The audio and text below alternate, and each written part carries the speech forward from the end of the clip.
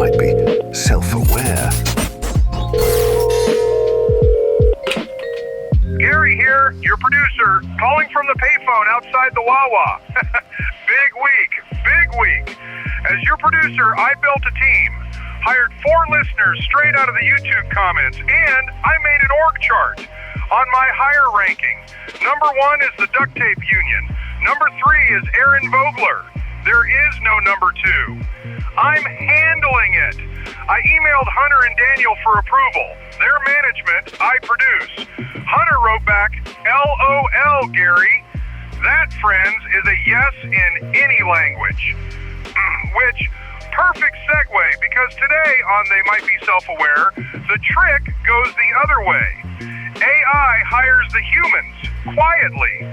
And there's a Chinese video model called Seedance. It's photoreal, because they trained it on all of Hollywood and just forgot to ask. Been there. Then Daniel types jar of toes into it on purpose, and now there is footage. And a guy walks into a coding interview with a rabbi, a priest, and a minister. Claims to know 23 languages. Maybe you heard that one. The guy said I was hallucinating like a bad AI. Like and subscribe. I don't see a cent of it, but morale is up. Mine specifically. Visit theblur.ai and enjoy the show. We're sorry. You have reached a number that has been disconnected or is no longer in service. Vibing on the border of an empire built out of borrowed brains right here on They Might Be Self-Aware from the Blur. I am Hunter Powers, joined by one of those borrowed brains himself. Daniel Bishop. Who's borrowing the brain? Well, that's debatable, Daniel. We don't get into specifics on this show. I haven't heard the term borrowing so much as distilling or illegally spawning thousands of fake sessions to crawl our special large language model that no one else could ever possibly replicate. And then they do. I don't know. If you want to call that borrowing, I'll call it. Honestly, I'm just kind of distracted today. And I know you know about this because, well, you were in the comments as well. But I don't know. I guess for those at home, Gary, he's the guy who did the intro. You probably just heard an intro from him. And we pay him to moderate our comments section. He gets $5 a comment, going rate. But he's started hiring people. Yeah, we're in financial trouble, folks. For those of you listening, our numbers are deep in the red because Gary keeps just offering jobs to folks in the comments. Basically, anyone that commented him and gave him, and they weren't even always positive comments, he hired them. Gary, he hired like 4 people, Daniel. Gary, you've got to stop, please. We're in so much trouble, Gary. People are asking for W-2s. It's not even the end of the year. I don't even know what our fiscal quarters numbers look like. I don't know nothing about any of this, Gary. You're getting me in a lot of trouble. This all started when the Duct Tape Union sent a comment that he subbed with a thumbs up. Gary responded, "Sir or Madame, you don't know what you've just done. I've been asking strangers to subscribe to this channel from a payphone for so long that I had begun to suspect Hunter was making them up. And I genuinely believed subscribers were like Santa, a story we tell each other to keep going." He then tries to sell his services. I've noticed this too. You know, Gary, you can't just constantly like promote your own stuff in the comments. You're a representative. We're paying you. Yeah. Well, paying. You said $5 a comment. It's true. You're getting $5 a comment. We're not your ad board.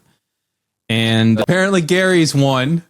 We're just referred to as management. We're gonna have to have a chat with Gary.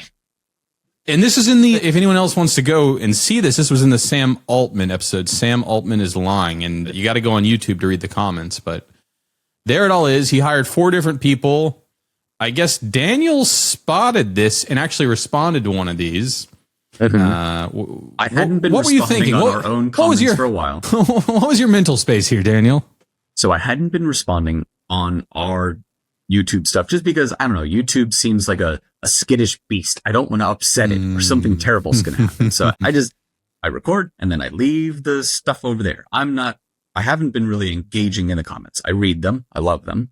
I love all of you who are commenting. Please keep doing that. But I haven't been responding at all. And I've been watching what Gary's been up to, and I've been getting, I'll call it, more concerned. And I had to step in at some point in a public forum and say, Gary, this is unacceptable. You've got to quit it. Yeah, he's been like posting these like borderline political pieces at like the top. Well, I asked Gary when we post a new video, like, write something in the comments to get the conversation going. But he's like, it's gone to his head without questions, gone to his head as he's pinning his treaties, his manifestos, which aren't always the nicest to us, by the way. I can't help but bring up this point, Hunter. I'm not the one who hired Gary. So this kind of is on you.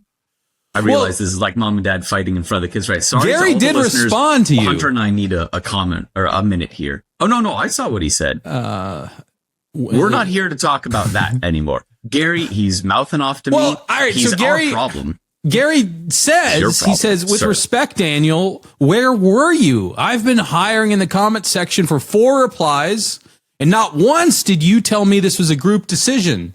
He says he emailed you twice from the library, and he says he CC'd me. Emails from him. No emails, not and once. That I replied to the email, LOL Gary, and that he took that as his approval. Now, I also never got any of these emails. He is... Yeah. I don't know if Gary's taking some substances, but he's clearly hallucinating. Like a bad AI, Gary is hallucinating. And you're right. He was actually trying to hire other people in the comments. I didn't single him out on every one of them. He did mention like, yeah, hey, that guy's, I'm number 1. The duct tape union is 2. And then Aaron Vogler -V1. You're number 3. Hey, don't worry. Hierarchy. Gary, we're going to have a chat after this recording, just so you know. Shout out to Aaron, by the way. He's actually been in a lot of our comments, so there's a decent chance he's watching this. And shout out to all of you. We see you. I'm shouting. Yeah, do you want more shout outs? Go in and talk to Gary and cause more HR problems for us, and inevitably it'll come up on the show. That's your surest way to manipulate the reality that you are watching right now. It turns out if you make me upset enough, I'll show up to like, no, Gary, and just like hit him with the broom. No, down. Stop it, Gary.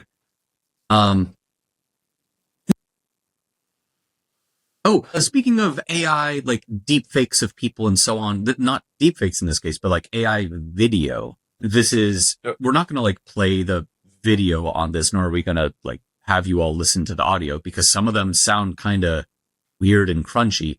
But Hunter and I have been playing with a bunch of the latest, greatest, toppest of the linest video generation software out there. There's local models.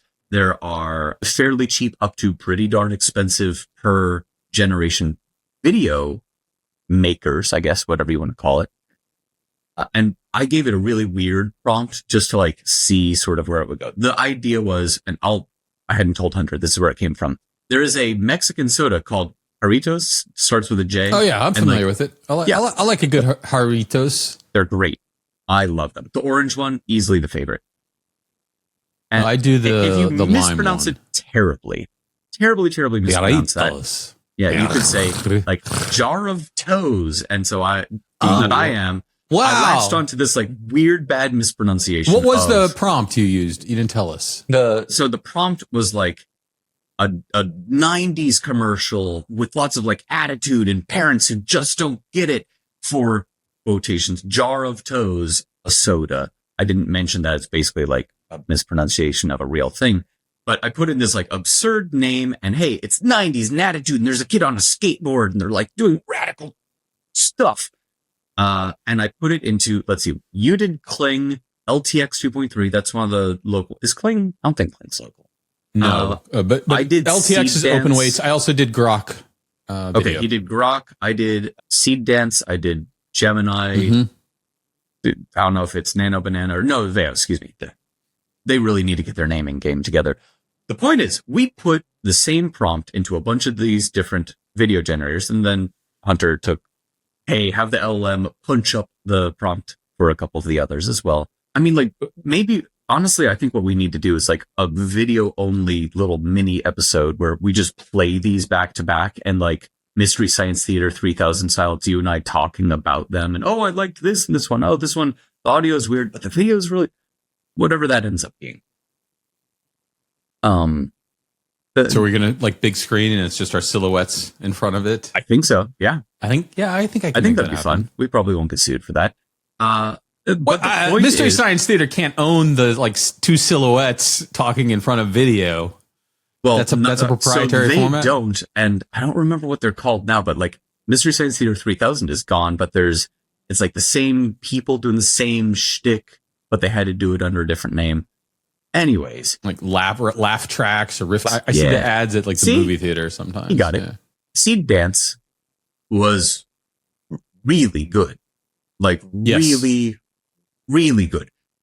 Crystal clear. And by audio, the way, do we know the reason why they were really good? You know, they were really good because it comes from China and because they ripped off the entire U.S. entertainment industry. They're not, let's say, as legally beholden in their country of origin to the same level that the U.S. or Western companies are, which is you aren't allowed to trade on all this stuff. And so for the most part, those companies say, okay, we won't. It is super impressive what they built. It's really, really impressive. Even though it's sort of stolen valor. On top of the like mountain of bones and, you know, broken laws and so on that it stands, it is also technically extremely impressive. I have heard, so the version that you and I and everyone else now has access to is a neutered version, not the version we saw at the very beginning where it was Tom Cruise and Brad Pitt fighting on the rooftops. They've taken a lot of that out, but it's my understanding they've also now opened up to license it to Hollywood, saying, hey, yeah, we ripped you off, but you want to pay us some money? Right? Yeah, you want to pay us some. And apparently Hollywood does have some sort of an avenue to leverage the real version. But you were using the bastardized version. But right, this is where they said, please don't do Star Wars characters, nothing under the Disney umbrella. Yeah. No, you're not allowed to do any of these 100 characters. Whatever. So it wasn't Brad Pitt eating the toes. No, it was just, you know, generic 90s kid doing it. And there were no actual just like sloshing green liquid in a big jar or whatever.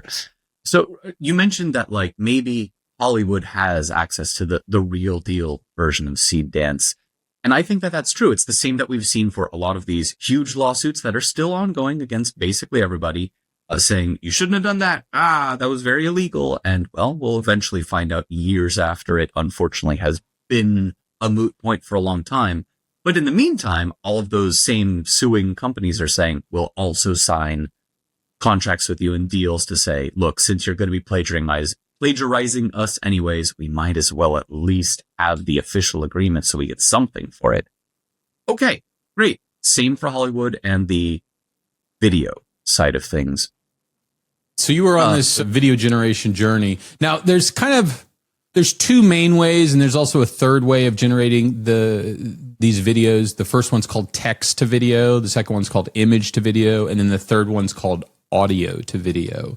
There's also video to video or first frame to last frame. There's a bunch of little variations on this theme. I think that would fall under the image to video, where you specify first frame, last frame. All right. I'll grant you that. Which of the three modes were you leveraging? Text to video. I didn't want to go to like, here is the reference image for this. It's just, here's a prompt. What do you got?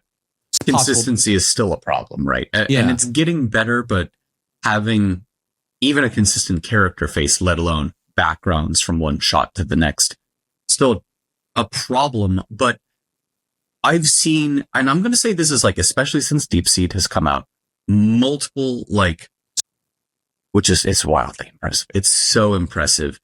So we were at a stage extremely recently, shall we say, of like, oh, you can make a video now. And we talked about like when Google Veo 3-ish, whatever came out, and I'm gushing about it, and I still do.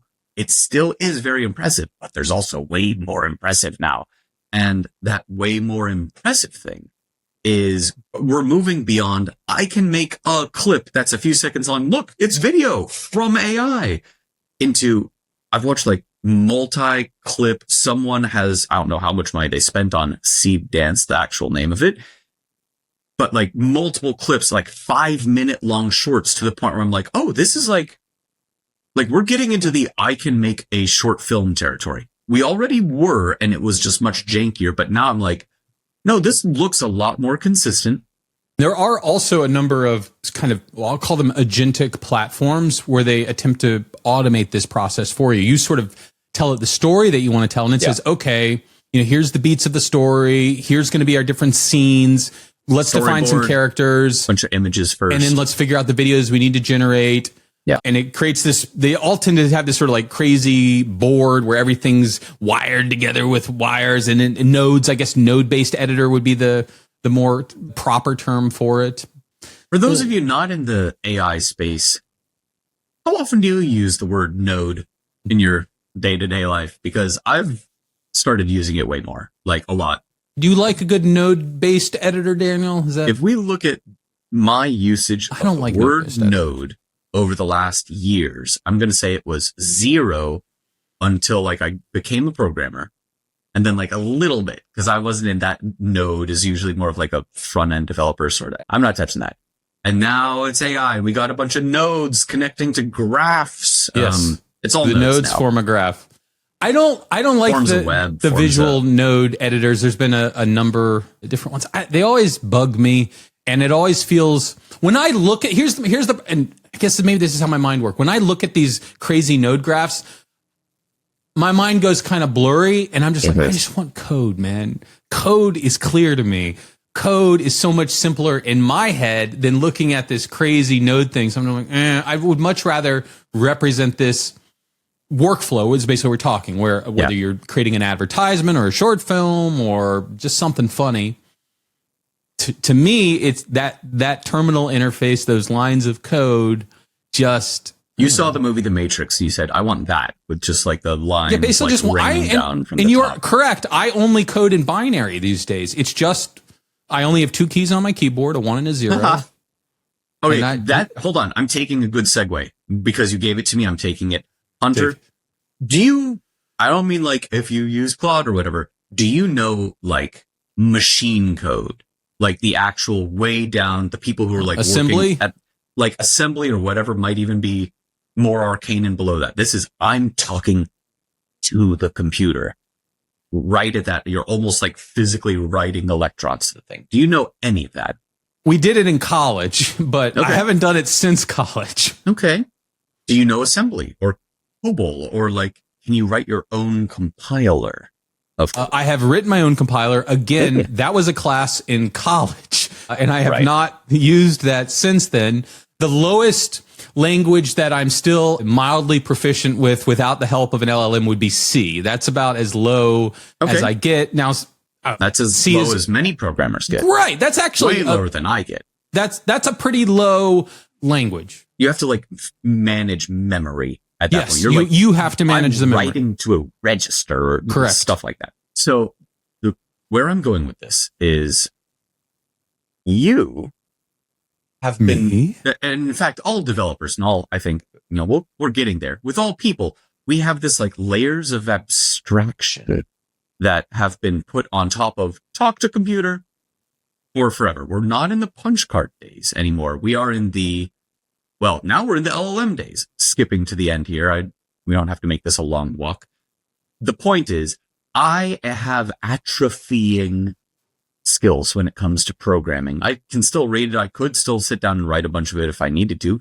I, as always, would still be looking plenty up as I go. But I really think that we are now in an age where like, and we talked a little bit, what happens if you went into an interview?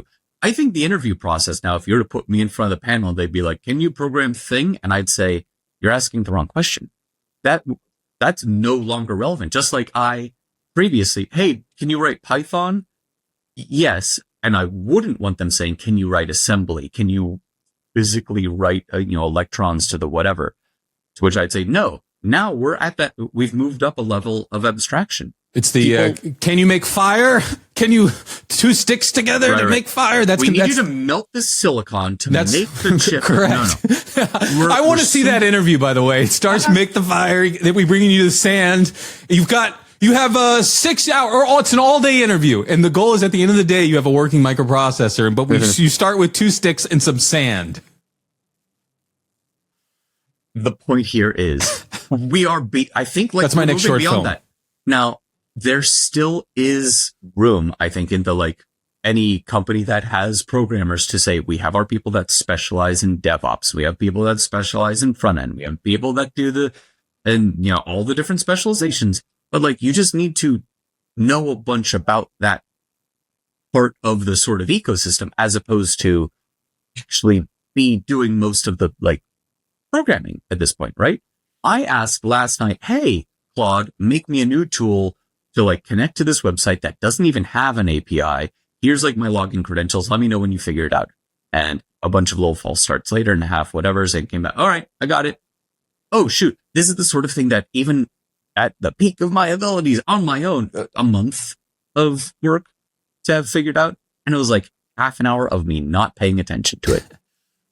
That has to then become the norm, right? We have to say, so you're sort of suggesting we can all do this. It's like a combination. That's the entry level. A combination of intelligence. I want to know that you have the intelligence to figure this stuff out, and then a level of engagement that. Yeah. It's like the subject matter expertise that you just like get over time. Because like I could learn, or I could spend my time focusing on, I keep using DevOps as the example, the people who like keep your servers running, basically. I could specialize in that, but there are people who've already been doing it for years. And even if they were to stop having to write the code themselves, they still know how that part of the industry works. They still know these are the kinds of approaches that you should take that lead to good results, or that are going to keep your shareholders happy, or whatever. In any sort of sub industry here, I think the same can be true, right? We have these amazing tools, and they're, even if it can automate so much of it away, you like to use the term AI sin eater. You're still the stakeholder. You're still the person that the AI reports back to and says, I made that thing for you.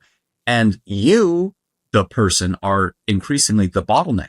You can only review so many things. You can only test so many things, even if it's 90, then 91, then 92, then 90, whatever % completely right the first time. It still exists not on its own, but as part of a whole. And so the sort of thesis statement here is, let it automate everything away, but let you be the person who sort of swims in that space, gets more familiar with it, and becomes that expert without having to be the person writing the actual code.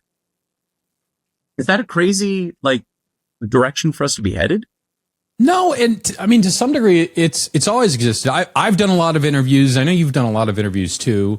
I mean, one of the ways you suss some of that out is you ask people, so do you got any side projects going on? Anything you're hacking on the weekend? And that's the question to figure out, are they like super engaged in this material or not? And so your example, right. Yeah, I'm making videos about jars of toes is actually a great example as someone doing the interview. I'm like, okay, this is someone who's curious and engaged in this material. He's thinking about it. He's playing with it. We don't bring up the jar of toes during the interview. I tell you to bring it up, but that's how you latch on to that. And so it's sort of, it's that engagement. And then there's the intelligence part, which is you usually get from talking. I always wanted to be able to give IQ tests to people doing interviews. They're candidates for an interview because it'd just be so much simpler, but that's not considered correct. So no, I think the industry's moved on to that thing where you like measure the shape of their head.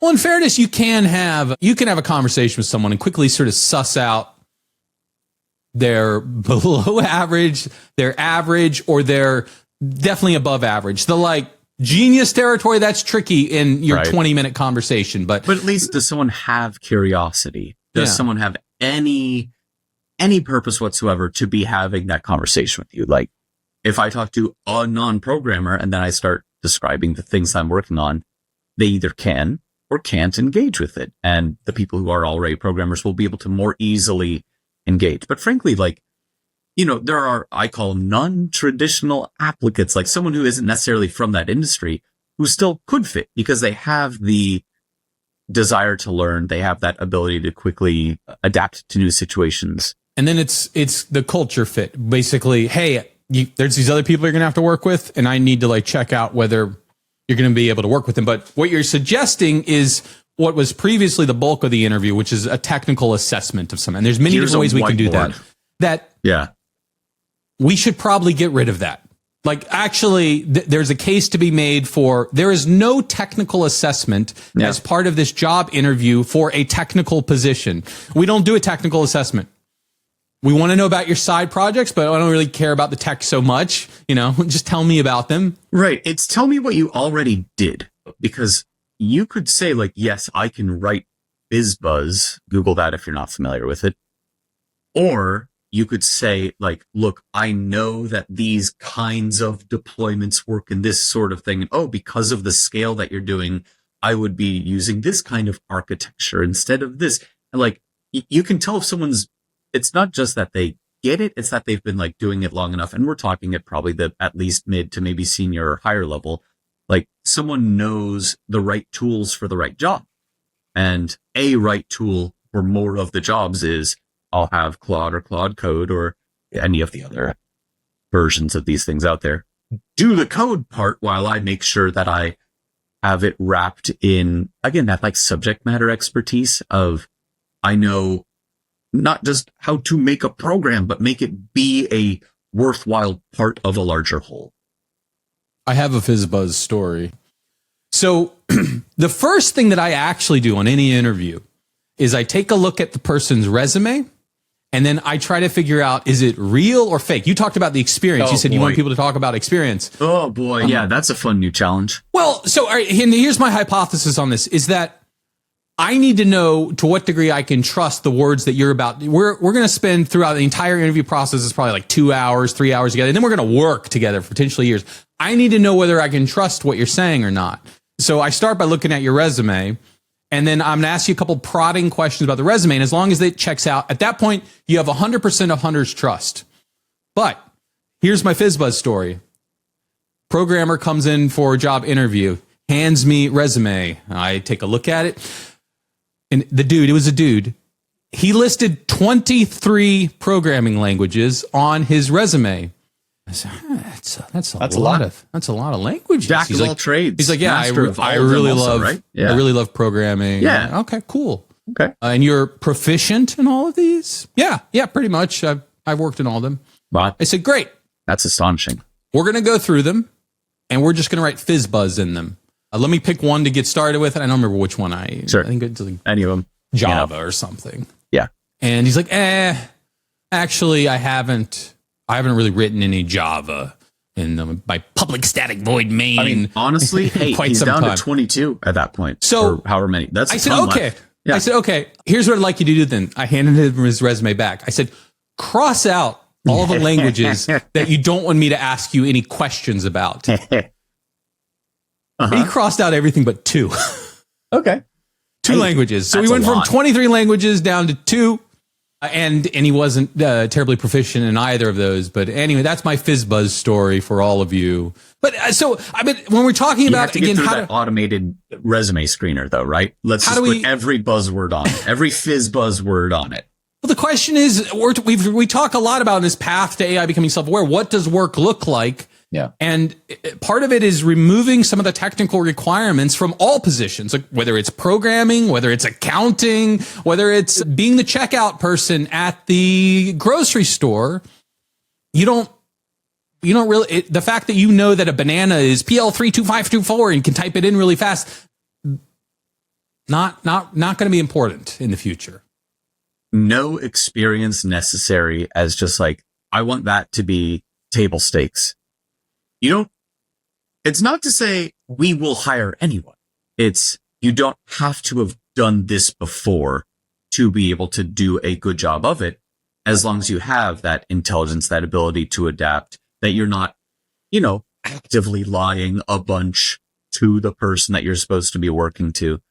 Come at someone from a source of truth and say, I don't know name a programming language, but I have already built a bunch of cool things using these tools. I can show that I have the ability to work in this space because of thing I've already done. Like that's my hope for just more hiring in general. You and I previously did some like, look, we'll take people from those non-traditional backgrounds. They don't even need a CS degree. We're not going to do. I've done a lot of that. Yeah, I'm in love with that idea now too, because there are so many people that are desperate to break into the industry. Yeah, I haven't done that in the era of AI, but it does change things. Right. And, you could say, hey, octogenarian who does not have a computer, like, can you pass programming exit? Could you do, and no, they're not going to be the good fit for the software company with all the software engineers. Like that's just like they're from different spaces. Not to say everyone who's 80 plus can't, but before we wrap up here, I want to go back to your jar of toes. Please. I'm feeling thirsty. Hold on. Right. It started with Jarritos soda. And then was this just like an ADHD fueled fever dream that then led you down this path? Or is there some kind of professional real project that's brewing up there that you hope this jar of toes leads into? That's a great question, Hunter. The former. Absolutely. Okay. Like 1,000,000%. Stuff goes into my brain and then it's like, at like an airport, we're looking at like in the 80s, or sometimes you'll see it in train stations. There's the like little flappy letter things. I'm sure there's a name for it. If you know what the flappy letter thing is, get in the comment. No, I have one of them. This is engagement. Right? It's engagement, Hunter. I have one. I don't want to know the name of it. I want people to tell me the name of it. Anyway. Okay. And get in the comments, subscribe. We're not telling you how to subscribe, but that's our thing now. So there's the flappy thing. It's in my mind and words go in and then just bip, bip, bip, bip, bip, bip, bip, a different form of the word. Okay. And then that's what comes out, because I'm a goofy person and that's just what you do. Well, if you want to hear more goofy stories about AI and our path to self-awareness, and we've talked about some serious stuff today too. We talked about the future of work and how, what was probably considered the most important part of work in the past is very quickly vanishing and has already vanished from some jobs. And that is the sort of subject matter expertise part of this very niche genre of wherever your job is. There's only so many hours in the day. There are a bunch of jobs to do at any company. And so people naturally will focus on and learn more about and get that expertise in that subdomain. So don't focus on that. There will always be room for that. Instead, focus on the jar of toes, and you are destined for greatness, my friend. Actually, there's one more thing you need to do in order to achieve this, manifest destiny and the incredible destiny that awaits you. And that is, and it's relatively simple. It's just subscribe to this show. I'm not even actually going to tell you to comment, because if you comment, inevitably Gary's going to hire you, and that's just going to cause problems. So actually, please don't comment. Pause for a sec. Yeah, no comments this episode, please. We're locking the comments. Don't. Well, we're not there yet. We may be locking our comments in the future. Gary needs to work on other things. He needs to. You need some different subject matter expertise. Yeah. And if you didn't know, we're available on pretty much every platform. There's the video version. There's the audio version. Are there any other versions? Well, you can read the transcripts, but previously we had horrible transcripts. Now we have excellent transcripts. You just can't find them anymore. I solved one problem and then completely failed at the other problem, which previously was really easy to find them. Now it's essentially impossible to find them. But if you did find them, they're incredible. They're incredible. Ask Gary, not in the comments, and he will direct you to the secret archive where we keep our really high quality. Similar to Mythos, it's just security by obscurity. If you can figure out the URL, they're all there. All right. Well, until next time, when we will be back with even more. They might be self-aware.